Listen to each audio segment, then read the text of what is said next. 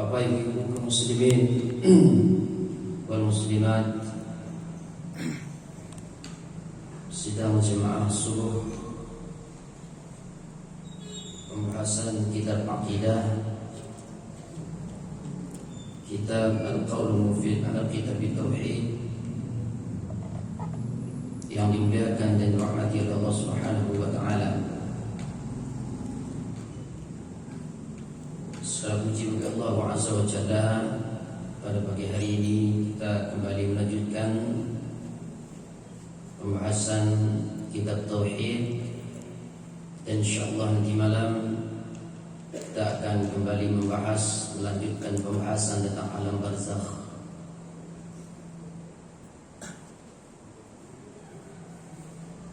Kaum muslimin muslimat rahimani rahimakumullah, beribadah kepada Allah Subhanahu wa taala dengan ikhlas dalam menjalankan agama adalah perintah Allah Subhanahu wa taala, sebagaimana Allah Azza wa Jalla berfirman, "Wa ma khalaqatul jinna wal insa illa liya'budun." Aku tidak menciptakan jin dan manusia illa liya'budun, kecuali untuk menyembahku, beribadah kepadaku. Wa makna ya'budun, makna aku beribadah, mereka beribadah kepadaku. Wa makna ya'budun yuwahhidun, maknanya agar mereka mentauhidkanku. Aku tidak menciptakan jin dan manusia, maknanya yuwahhidun, kecuali untuk mentauhidkanku. Karena tauhid salah satu perintah Allah yang paling besar. Tidak ada lagi perintah yang paling besar kecuali tauhid. Perintah pertama yang Allah perintahkan, 13 tahun Nabi SAW berdakwah di Mekah. Itu dakwahnya dakwah tauhid, agar mentauhidkan Allah Azza wa Jalla. Oleh karena itu, muallif kitab ini menyebutkan wa'adzamu ma amara Allah bihi tauhid, wa huwa ifradullah ta'ala bil ibadah. Yang paling agung atau yang paling besar yang Allah perintahkan adalah perintah tauhid. Tauhid yaitu mengisahkan Allah dengan ibadah. Tauhid itu apa? Meninggalkan syirik, kemudian menunjukkan ibadah hanya kepada Allah. Itu tauhid. Mengisahkan Allah dengan ibadah, perbuatan hamba, berdoa, berharap, bertawakal, takut, khauf, khasyah, istighatsah. Nah, itu perbuatan-perbuatan hamba, perbuatan kita dalam mengisahkan Allah Subhanahu wa taala dengan ibadah. Wa'adzamu ma naha 'anhu asy-syirku wa huwa da'watu ghairi ma'ahu. Yang paling besar yang Allah larang adalah syirik. Perintah yang paling besar tauhid, dan yang paling besar yang dilarang oleh Allah Subhanahu wa taala adalah syirik. wa huwa da'watu ghairi ma'ahu, yaitu menyembah kepada yang lain di samping menyembah kepada Allah Subhanahu wa taala. Berbuat syirik, menyembah kepada nabi yang diutus, menyembah kepada orang-orang saleh, menyembah kepada kuburan, kepada matahari, bintang, kepada jimat-jimat yang digantungkan. Itu syirik. Itu syirik. Syirik besar bisa mengeluarkan pelakunya dari Islam. Syirik kecil tidak menyebabkan pelakunya keluar dari Islam, tapi syirik kecil bisa menjadi perantara pada syirik besar. Syirik kecil itu bisa menjadi perantara kepada syirik besar. Nah, oleh karena itu wajib kita belajar kitab tauhid, wajib, agar bisa mentauhidkan Allah, agar bisa menjauhi segala jenis-jenis kesyirikan. Itu gunanya kita belajar kitab tauhid, belajar tauhid, supaya bisa ikhlas ibadah dan tahu dengan perkara-perkara syirik. Hudzaifah ketika melihat seorang laki-laki di tangannya ada benang karena sakit demam, ini pembahasan kita di Rabu kemarin. Hudzaifah bin Al-Yaman ketika melihat seorang laki-laki di tangannya ada benang karena sakit demam, dia sakit, dipakainya benang, entah benang apa. Lalu beliau memutusnya. Hudzaifah mencari orang sakit tapi ada benang di tangannya. Lalu diputus oleh Hudzaifah, annahu yara rajulan fi yadihi khaitun minal humma, bahwa Hudzaifah pernah melihat seorang laki-laki yang di tangannya ada benang karena sakit demam. Ini di zaman, coba lihat ibu-ibu, peristiwa ini terjadi di zaman atau abad-abad yang paling mulia. Peristiwa syirik ini, peristiwa jimat yang dipakai oleh orang ini, kapan terjadinya? Di zaman atau abad-abad yang paling mulia, yaitu zaman para sahabat Nabi SAW. Zaman sahabat. Di dalam hadis sahih disebutkan, seandainya seorang sahabat Rasul berinfak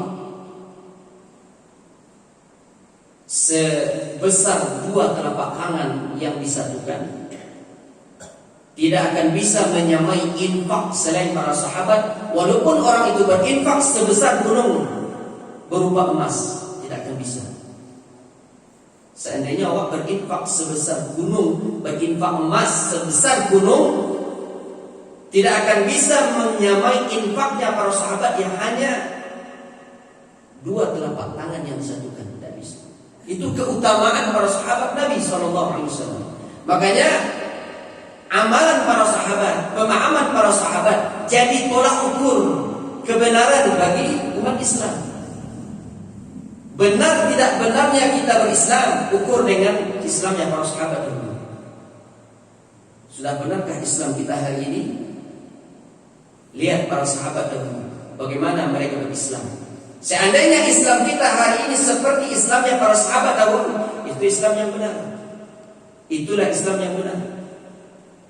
Seandainya hari ini Islam kita seperti Islamnya para sahabat dahulu, itu adalah Islam yang benar. Yang keluar dari itu,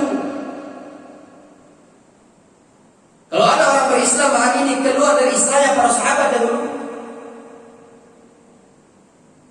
maka dia telah menyimpang, dia telah tersesat ke Allah Subhanahu wa taala dalam surah An-Nisa 115. Nah, peristiwa jimat ini terjadi di zaman para sahabat. Lalu bagaimana bisa dijamin tidak terjadi di zaman setelah zamannya para sahabat? Tidak akan mungkin. Tidak akan mungkin bisa dijamin. Apalagi zaman setelah zaman sahabat. Apalagi di zaman kita. Apalagi di zaman kita. Begitu banyak orang jatuh pada syirik. Banyak. Begitu banyak mayoritas kaum muslimin jatuh kepada perbuatan syirik sehingga amal mereka hanya sia-sia di sisi Allah Subhanahu wa taala. Gugur amalnya. Apa artinya mereka beramal? Ketika di alam kubur amalnya bercampur dengan kesyirikan, bagaimana bisa mereka menjawab pertanyaan mereka di alam kubur? Tidak akan bisa, tidak akan bisa. Orang yang imannya bercampur dengan syirik tidak akan bisa dia menjawab pertanyaan malaikat di alam kubur. Itu jaminan. Jaminan dari Al-Quran hadis Nabi SAW yang dijelaskan oleh Rasul melalui para ulama. Nah, ini terjadi di zaman sahabat Hudzaifah bin Al-Yaman. Nah, Hudzaifah bertanya ketika melihat benang yang ada di lengan orang ini, apa ini? Mahadihi? Apa ini? Kata orang itu, syai'un ruqya li fihi. Syai'un ruqya li fihi. Sesuatu di mana kepadanya dibacakan ruqyah untukku. Jadi benang itu sudah dibacakan ruqyah. Ruqyah itu mantra-mantra, jampi-jampi, tawa menawa, itu ruqyah. Ya, ruqyah itu apa? Mantra-mantra, jampi-jampi. Kalau bahasa Arab tawa menawa, itu ruqyah. Bahasa Arabnya ruqyah. Tawa menawa itu bahasanya ruqyah. Bahasa Arabnya ruqyah. Lain lagi nanti kalau disandarkan kepada syar'iyah atau syirkiyah, ikut tawa jampi-jampi syar'iyah yang dari Al-Quran dan Sunnah, atau jampi-jampi syirkiyah yang berbentuk syirik. Nah, kalau dari hukum ya jelas jampi-jampinya syirkiyah yang berbentuk syirikan. Syai'un ruqya li fihi, sesuatu di mana kepadanya dibacakan ruqyah untukku. Kata orang itu, dibacakan jampi-jampi, mantra-mantra untukku. Dalam riwayat lain disebutkan dakhala Hudzaifah ala maridin. Hudzaifah pernah menjenguk orang yang sedang sakit, marid. Fara'a fi 'adudihi sayran. Lalu beliau melihat tali busur di tangannya, tali busur. Tali senar, tali busur, senar tali busur. Tali busur usang. Lalu apa yang terjadi? Faqata'ahu aw intazi'ahu. Lalu Hudzaifah memotongnya dan menariknya. Dipotong di Hudzaifah, kemudian ditarik. Lalu kata mu'allif kitab ini, kata Syekh mu'allif kitab ini menyebutkan at-taghlidu fi lubusil halqati wal khayti wa nahwihima limithli dzalik. Kata beliau, ini larangan keras. Larangan keras memakai kalung, benang dan yang sepertinya untuk tujuan yang seperti itu. Untuk tujuan menangkal sakit, menangkal bahaya, menyembuhkan sakit. Orang yang pakai jimat. Kata Hudzaifah, ini orang yang pakai jimat, "Lau mitta wa huwa 'alaika ma sallaitu 'alaika."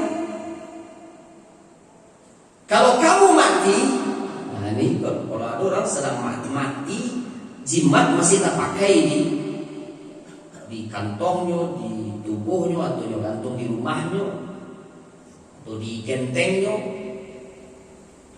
atau di mana saja, dia mati. Dia, kalau seandainya kamu mati sementara jimat itu masih ada sama kamu, ma sholaitu 'alaika, maka aku tidak akan mensolatkanmu. Maka solatkan orang mati dalam keadaan syirik. Bahkan disolatkan orang mati di atas syirik. Tiba itu kalau ada orang mati di atas syirik, kalau ada dukun mati tak solat pun dah ada. Ya. Karena jelas-jelas dia mati di atas kesyirikan.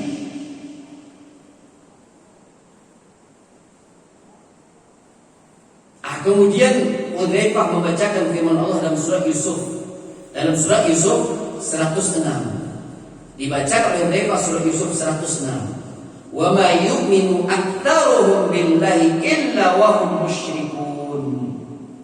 Sebagian besar dari mereka tidak beriman kepada Allah illa wa hum musyrikun, kecuali dalam keadaan menyekutukan Allah, kecuali dalam keadaan berbuat syirik kepada Allah. Sebagian mereka tidak beriman kepada Allah, melainkan mereka menyekutukan Allah.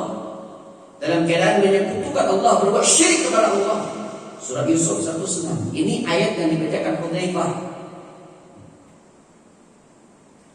Nah, Hudzaifah bin Al-Yaman berdalil dengan ayat Al-Quran yang Allah turunkan untuk syirik besar. Hudzaifah berdalil dengan ayat Al-Quran yang Allah turunkan untuk syirik besar. Padahal ayat ini untuk syirik besar, tapi Hudzaifah membawa dalil ayat Al-Quran itu syirik kecil. Kalau seandainya orang itu memakai jimat itu hanya sebagai sebab, masih ada hubungan dengan Allah, dia jatuh pada syirik kecil. Tapi Hudzaifah membawakan dalil Al-Quran yang Allah turunkan untuk syirik besar. Padahal orang ini sedang terjerumus kepada syirik kecil, karena dia memakai benang itu hanya sebagai sebab penyembuh. Yang bukan Allah katanya, yang bukan Allah, tapi ikutnya sebagai sebab. Pada sebab ini tidak Allah tetapkan di dalam Al-Quran dan Sunnah, dan juga secara qadari, secara ilmiah, lalu dipakainya syirik kecil. Tapi dalilnya syirik besar. Bolehkah kita menghukumi orang pakai jimat dia jatuh pada syirik besar dan syirik kecil, lalu awak hukumi dengan ayat Al-Quran ini yang menyebutkan tentang syirik besar? Boleh? Kan syirik kecilnya, lalu awak sampaikan dalil Al-Quran yang menunjukkan syirik besar? Boleh? Boleh. Oleh karena itu, makanya sah berdalil untuk syirik kecil kepada ayat Al-Quran yang Allah turunkan untuk syirik besar. Itu jimat ini syirik. Untuk apa kai? Sebab saja, sebab untuk supaya kamu jauh dari bahaya, supaya kamu hilang dari penyakit. Itu sebab saja. Ini bukan Allah, tapi itu galang kau pakai untuk sebab saja. Hanya sebab syirik kecil. Lalu bacakan ayat, walau asyraku lahabita anhum ma kanu ya'malun. Kalau sekiranya mereka menyekutukan Allah, terhapus amal yang telah mereka kerjakan. Boleh, boleh. Walaupun ayat itu untuk syirik besar.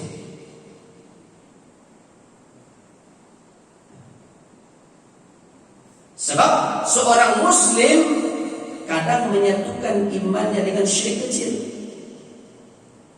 Banyak kan orang mukmin, dia beriman la ilaha illallah tapi masih jatuh pada syirik. Banyak.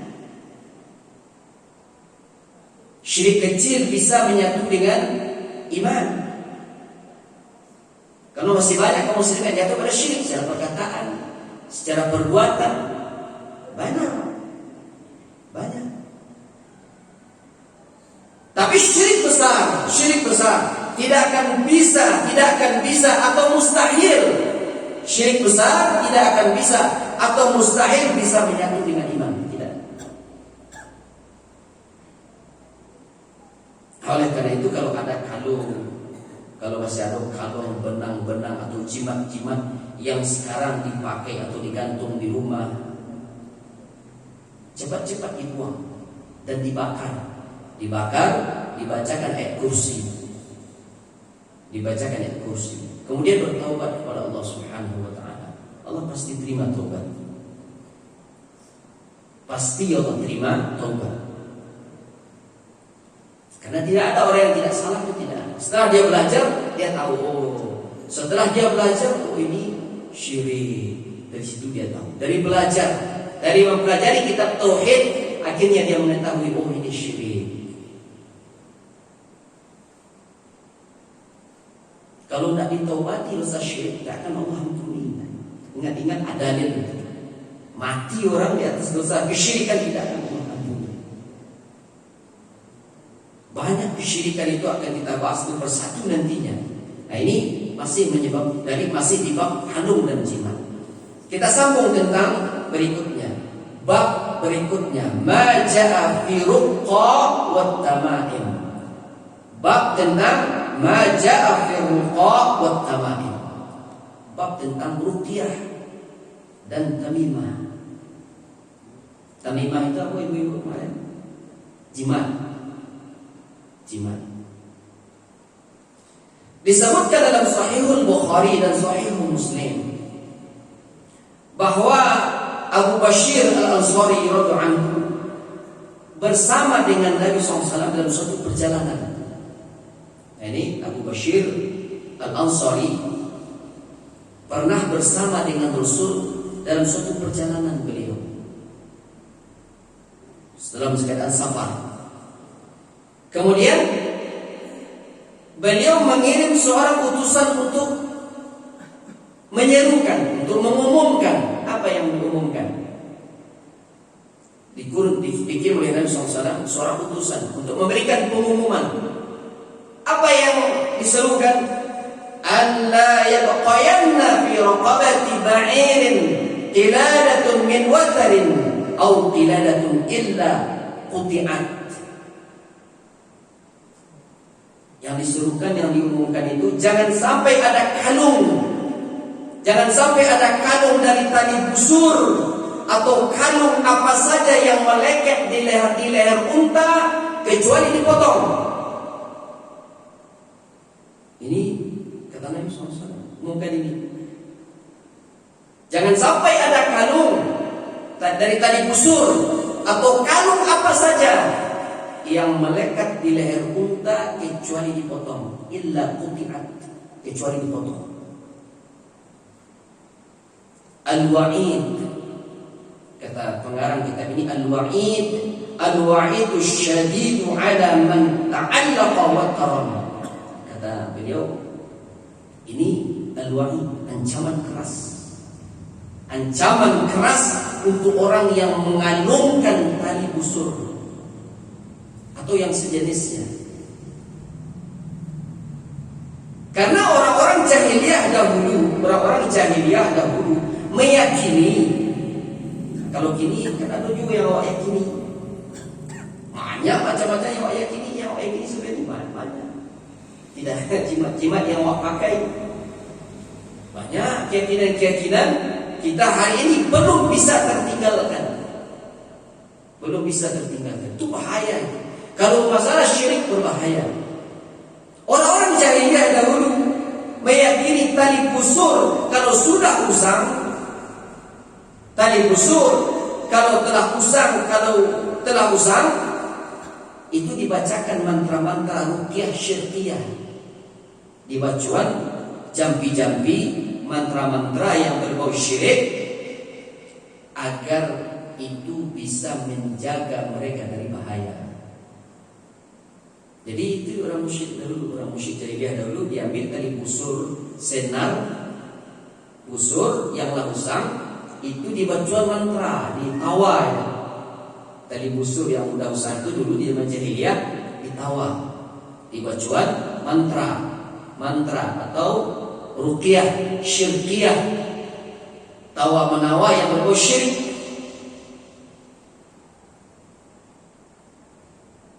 Supaya bagaimana? Agar bisa menjaga mereka. Jadi kalau orang jahiliyah dahulu, kalau ada tali busur telah usang, mereka mengganti dengan yang baru. Kemudian tali busur yang lama mereka gantungkan di leher unta. Dengan keyakinan bahwa tali busur isi bisa menangkal unta dari penyakit ain, mata jahat. Akan ada ain. Awak pun bisa kena ain, mata jahat. Orang yang dengki, bisa awak kena ain. Dia pandang saya waktu dah. Atau anak kecil, anak ketek, bayi, nampak orang dipandang. Onde rancak anak kulit, walah rancak anak kulit. Seperti itu. Ya pandang pakai itu anakku nanti tidak lama seorang itu pergi akan kena ain, mencret nanti itu mencret. Hanya plastik langsung. Plastik itu tak perlu dipelajari. Anak ketek itu, ya kan? Atau kita sekalipun ada orang yang cantiknya luar biasa, tampangnya luar biasa, dipandang, Allah kagak anak boleh, dipandang dipuji, dicari dengan mata terus, itu nanti kena air. Can see. Jadi sihir itu bisa melalui mata, pandangan mata jahat. Atau orang yang dengki, orang yang hasad. Ada orang menjadi seorang banci banan, banci. Nggak tahu, mungkin cemburu dengan banyak hartanya atau yang lain-lain, cemburu. Kemudian timbul kebencian di hati kita. Dia pandang dengan matanya. Orang yang dipandang itu nanti kena ain. Bisa kena ain. Makanya kalau mencari anak-anak ketek, anak-anak bayi, memang anak itu rancak luar biasa, diiringi dengan kalimat barokah. Jangan boleh dipuji anak kecil, boleh, tapi asalkan Masya Allah, barakallahu fiik, semoga Allah memberkahi, baru puji, tidak akan kena ain. Tidak akan kena ain anak kecil itu. Kalau diiringi kalimat barokah, barakallahu fiik, semoga Allah memberkahimu, rancaknya anak kecil boleh, tidak ada masalah. Masya Allah, diiringi dengan kata kalimat barokah. Nah, ini keyakinan orang-orang jahiliyah dahulu. Kalau ada tali busur itu kalau yang baru diganti dengan yang usang itu kemudian dibaca mantra-mantra, diyakini supaya bisa menangkal dari ain, dari penyakit ain, mata jahat. Kalau ada unta itu bisa kena sakit melalui tatapan mata orang. Karena unta itu kan bagus-bagus dulunya.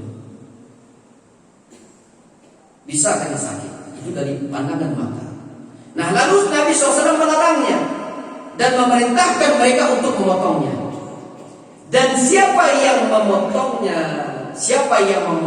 maka orang yang memotong itu mendapatkan pahala seperti memerdekakan seorang budak. Ada orang melanggar puasa di siang hari bulan Ramadan, dia berhubungan dengan istrinya dengan sengaja, puasa dibayar dengan puasa. Kemudian dibayar dengan kafarah kalau tidak mampu. Dibayar dengan memerdekakan satu orang budak.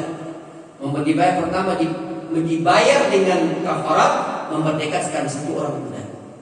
Nah, ini siapa yang memotong? Siapa yang memotong jimat? Jimat dipotong. Ikut jimat kok. Ikut syirik potong. Atau dia buang, itu syirik kok, dia diam, dia turunan. Kok tak boleh dibukanya waktu ini. Ini kita ke plastik, tak ada lagi. Potongnya, siapa yang memotongnya, apakah orang itu mendapatkan pahala seperti memerdekakan seorang budak. Sebagaimana perkataan Sa'id bin Jubair yang mengatakan, man qata'a tamimatan min insanin kana ka'idli raqabah. Pahalanya.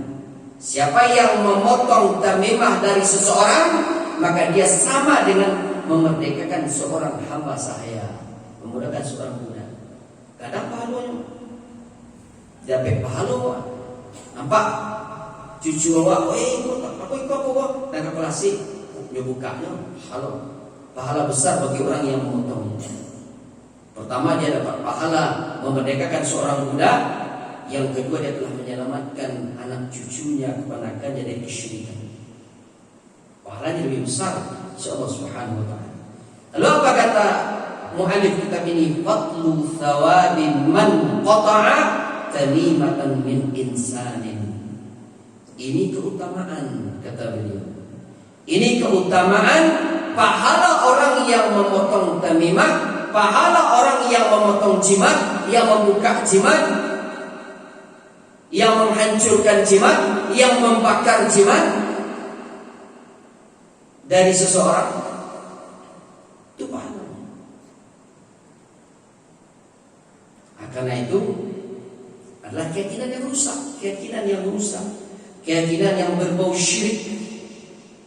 Karena dia telah bergantung kepada sesuatu yang bukan menjadi sebab, baik yang syar'i, begitu dia yang qadari. Kan sebab itu ada dua, sebab syar'i kah atau qadari atau ilmiah. Bisa tak dibuktikan dengan nyata? Atau boleh kalau lain sebab itu syar'i, lain qadari, lain nyata, bisa maka itu boleh. Lalu apa kata Zainab istri Abdullah bin Mas'ud? Zainab istri Abdullah bin Mas'ud. Apa kata Zainab? Inna Abdullah ra'a fi unuqi khaytan faqat.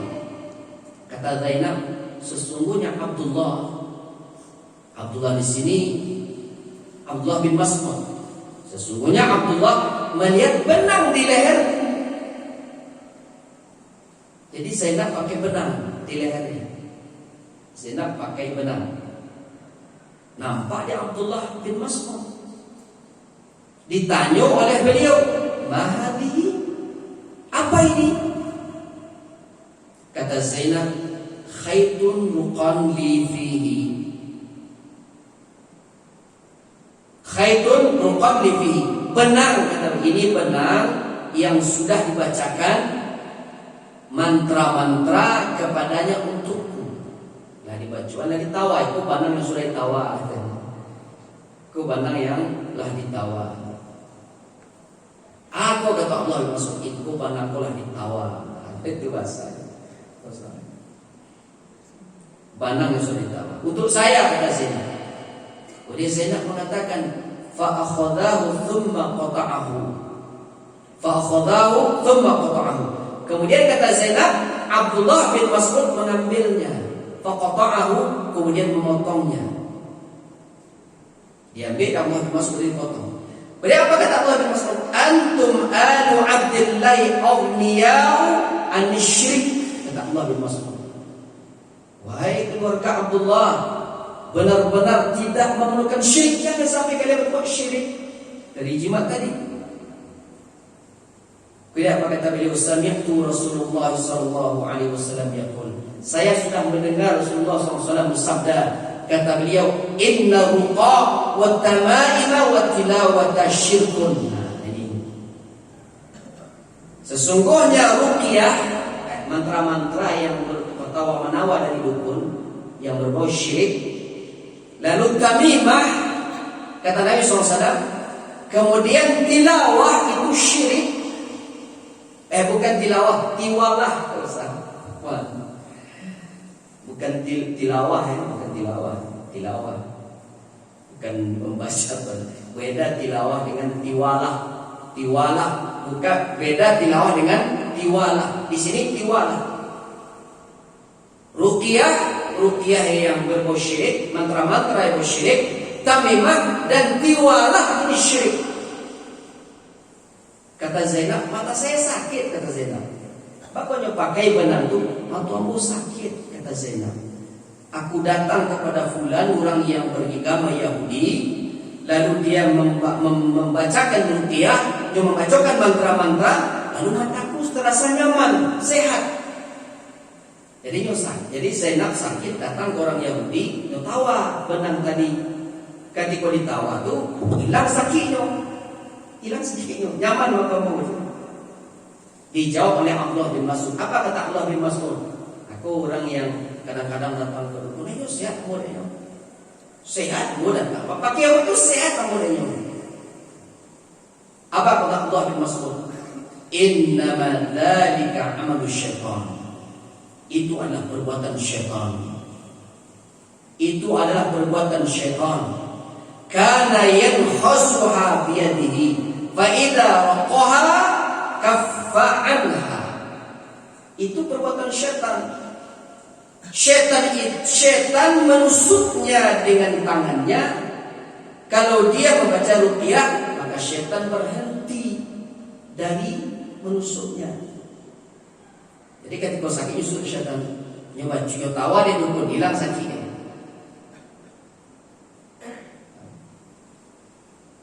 Karena syaitan jin dengan jin. Yang musik tadi ada jin yang mengganggu, datang lo jin dengan jin. Apa kata Abdullah bin Mas'ud, cukup bagimu membacakan sebagaimana yang diucapkan Nabi SAW. Innama kana yakfiki an taquli kama kana Rasulullah SAW yaqul. Cukup bagi kamu membacakan sebagaimana bacakan Nabi SAW. Jadi kalau awak ada terkena sakit, jangan datang ke dukun, jangan pakai yang lain-lain. Cukup bacakan ini, kata Nabi SAW. Adhibil ba'sa rabban nas, ishfi anta syafi la shifa illa shifa'uk, shifa'an la yughadiru saqama. Ini doa. Idhabal ba'sa anta syafi la shifa'uk, shifa'uk la yughadiru saqama. Apa ini doanya? Bisa dibaca zikir ini. Wahai Rabb manusia, hilangkan sakit ini, sembuhkanlah. Engkaulah yang maha menyembuhkan, tidak ada kesembuhan kecuali kesembuhanmu, kesembuhan yang tidak meninggalkan rasa sakit. Rawahu Ibnu Majah dan Ibnu Hibban dan Hakim. Jadi kalau ada orang terkena sakit, sihir atau guna-guna, maka bisa dibacakan doa ini. Adhibil ba'sa rabban nas, ishfi anta syafi la shifa illa shifa'uk, shifa'an la yughadiru saqama. Kalau ada terkena guna-guna sakitnya, tempelkan tangan, usap, bacakan doa ini. Kalau ada terkena, bacakan doa ini sambil mengusap dengan tangan kanan kepada yang sakit ini. Tunjuk, boleh ditiup. Ya. Jadi kalau sakit jangan coba-coba datang ke dukun. Kalau sakit jangan coba-coba datang ke dukun. Karena mantra-mantra yang dibacakan oleh dukun adalah perbuatan syirik. Mantra-mantra saya dibaca dukun itu syirik. Belum beko lagi diberikan nyawa jimat yang lain. Sebagaimana sabda Nabi SAW, Inna ruqa wa tamaim wa tilawat syirk. Sesungguhnya ruqyah, mantra-mantra, tamimah dan tiwalah. Tiwalah itu pengasihan, pelet, ilmu pengasihan, pelet, ilmu pakasih, itu tiwalah. Tiwalah itu apa? Ilmu pakasih. Beda dengan tiwalah. Tiwalah itu ilmu asihan, pengasihan. Semuanya ruqyah, tamimah dan tiwalah adalah syirik. Beda dengan ruqyah syariah. Ketika ada orang terkena sihir atau terkena penyakit ain, maka tidak terlarang dia meruqyah dengan ayat-ayat Quran, boleh.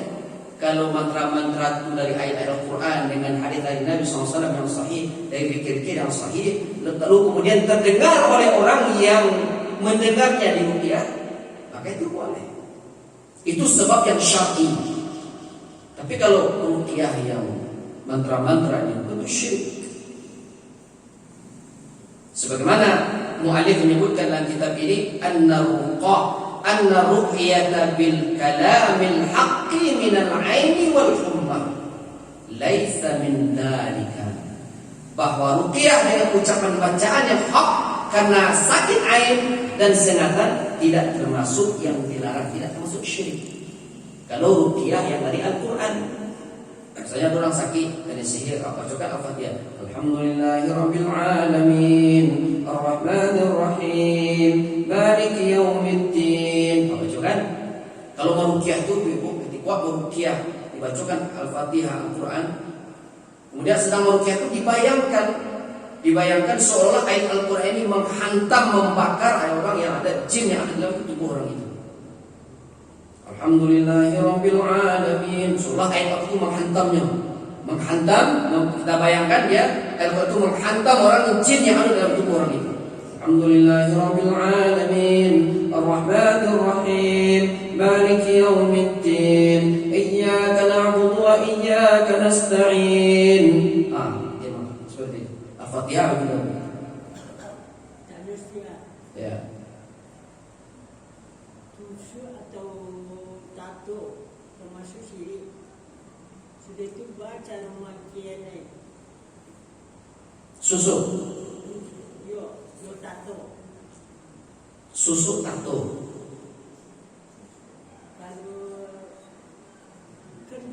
Kalau susuk yang dimasukkan ke dalam tubuh itu kesyirikan. Ya. Tapi kalau tato yang bergambar-gambar ini tidak syirik. Kalau ada orang bertato dia tidak syirik. Kecuali kalau memang tato itu dimantra-mantrai dan diyakini ini sebagai penangkal bahaya, penyebab bahaya, bisa jatuh kepada syirik. Bisa terjatuh kepada perbuatan syirik. Nah, gitu. Nah, tiwalah ini sesuatu yang dibuat. Ini pengasihan, pelet. Tiba-tiba ada seorang istri tiba-tiba cinta ke suami. Seorang suami tiba-tiba sayang pada ke istri. Misalnya suaminya dimantra-mantrai oleh istrinya. Atau kadang-kadang banci saya gitu ke suami. Atau banci karena banci aja. Tidak tahu alasannya. Itu pengasihan. Itu pelet. Itu sihir. Hati-hati. Tiwalah itu sesuatu yang kata beliau, kata mu'alif kita ini menyebutkan at-tiwalatu syai'un yasna'unahu yaz'umuna annahu yuhabbibu al-mar'ata ila zawjiha war-rajula ila imra'atihi. Tiwalah itu kata beliau sesuatu yang mereka buat, mereka klaim bahwa itu bisa menjadikan istri semakin cinta kepada suami, suami semakin cinta kepada istri. Jadi ini pengasihan, pelet. Itu syirik. Jadi kalau ada minta-mintaan, ada orang yang ingin menikah tapi tidak tahu menikah di sebulannya, lalu minta ke dukun. Akhirnya timbul rasa cintanya ke orang tadi. Orang tidak tahu, tidak rasa sayang tuh. Tiba-tiba diminta oleh seseorang ke dukun. Lalu sayang sih kasih bulanah tadi, cinta sih kamu lagi, pengasihan, pelet, sihir. Itu kesyirikan. Nah, ini tiwalah namanya. Itu tiwala. Ada pertanyaan? Lah, gelisah tak ada pertanyaan. Nah, jadi kalau yang tato itu, kalau tato ini tidak syirik kalau orang tidak meyakininya. Dosa besar dia bertato. Tapi kalau tato itu dimasukkan bahan-bahan tertentu lalu diyakini ini menangkal bahaya dan sebagainya, maka ini syirik. Ini kesyirikan. Ya. Kita cukupkan kajian pada pagi hari ini. InsyaAllah kita sambung nanti sore kajian tentang alam barzakh. Ya, nanti sudah masuk ke dalam penjelasan alam barzakh. Nanti maghrib sampai isya. Semoga kajian ini bermanfaat untuk kita semua. InsyaAllah kita sambung kajian akidah dan tauhid ini di hari Rabu yang akan datang. Subhanakallah bihamdik, asyhadu an la ilaha illa anta, astaghfiruka wa atubu ilaik. Wassalamualaikum warahmatullahi wabarakatuh.